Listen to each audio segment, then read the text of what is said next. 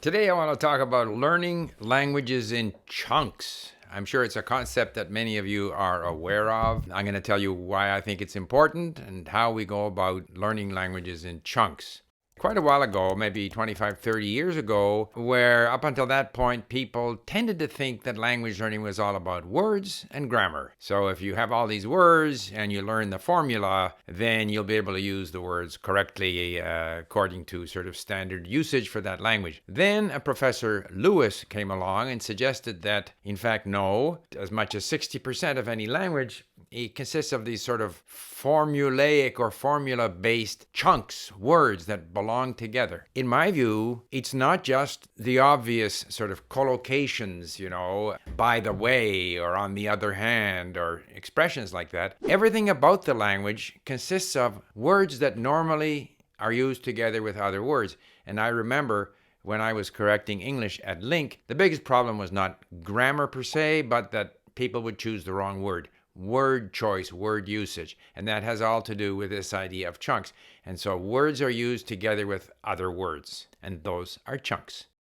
So how do we learn the chunks? One person suggested back in 1925, a certain Harold Palmer suggested that we should learn the most frequent patterns in the language and learn to use them, memorize, come out with these prefabricated chunks of language. This is kind of like the phrasebook approach. Personally, I found that very difficult. I can't remember these prefabricated phrases. I mean, they'll come out naturally at some point if I've kind of acquired them in some way naturally, but to deliberately learn them has never worked for me. Now, there's been a lot of research, and I'm going to leave a link to a very good presentation on the subject of chunking from Cambridge. And if you have the time, you can go through it. And you will see that one of the sort of proofs that chunking works that they refer to is that a group of students who went to France and had a lot of exposure to French, they ended up speaking in sort of natural sounding chunks. So they had acquired an ability to speak in chunks, and that made them sound more natural, and they were able to speak more quickly. We can't all fly off to the country where the language is spoken that we are trying to learn.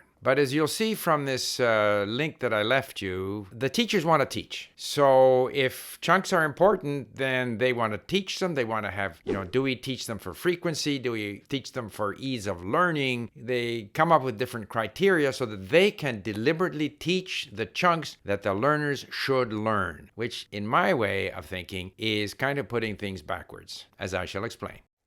Now, of course, part of this desire to teach the chunks or teach vocabulary is that if you allow the learner to simply learn from, a lot of meaningful content, they may shy away from deliberately learning the language, deliberately learning the grammar, the rules. But maybe that's not such a bad thing. I'm a believer in Krashen. I believe wholeheartedly in the power of input. So I avoid doing too much sort of deliberate learning and more sort of getting the language in me more naturally. In fact, you'll see in that study that I sent you to that one commentator said that, who was kind of pushing back on the idea of learning chunks, that we can acquire chunks from being exposed to a lot of different contexts. And in fact, there is research to show that we learn patterns and verbs more easily from a variety of contexts as opposed to sort of frequency of exposure that are more traditional, vocabulary learning techniques. We learn it better if we're exposed to a lot of different contexts. But this one person said the sheer enormity of the amount of material that we have to,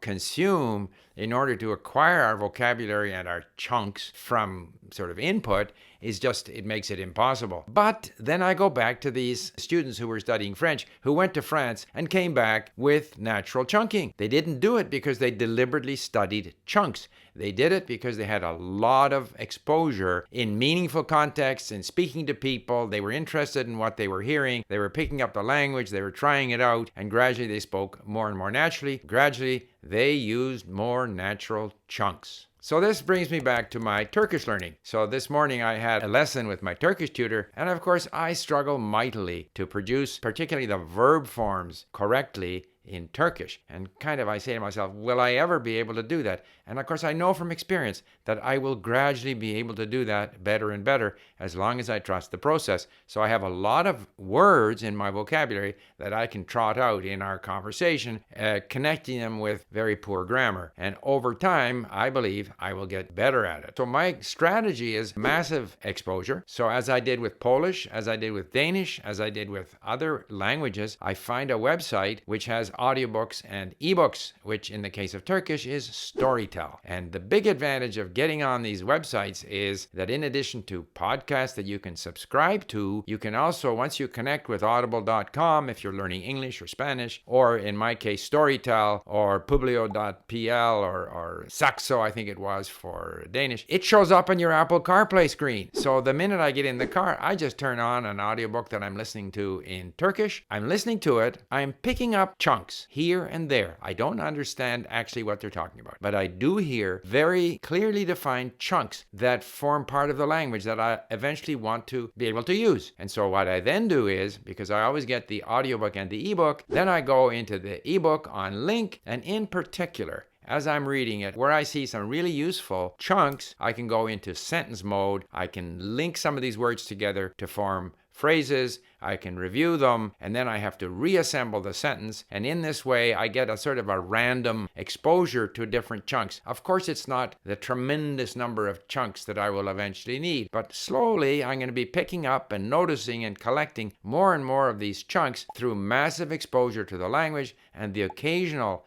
effort at sort of isolating and focusing in on certain chunks. Based on my experience, I will eventually get better. I won't be perfect, and it takes a long time to sort of reduce the number of mistakes we make. And that's why in one of these other links that I'll leave with you, where they compare, frequency versus diversity of context to help you learn vocabulary, they sort of say for early production. Why for early production? We don't need early production. We don't need to be able to speak right away. I've been at Turkish now for 5.5 months. I can't expect to speak that well. I don't have that sort of goal. I want to get the language in me, and I will gradually get better, and I can always go back to content that I've done before, even easy content like the mini stories. I can go through it in sentence mode if necessary, focus in on certain chunks or patterns or verb forms, and continue to improve, all the while enjoying my language learning and not being too focused in on deliberately learning anything. So there you have it. I hope that was helpful. Thank you. Bye.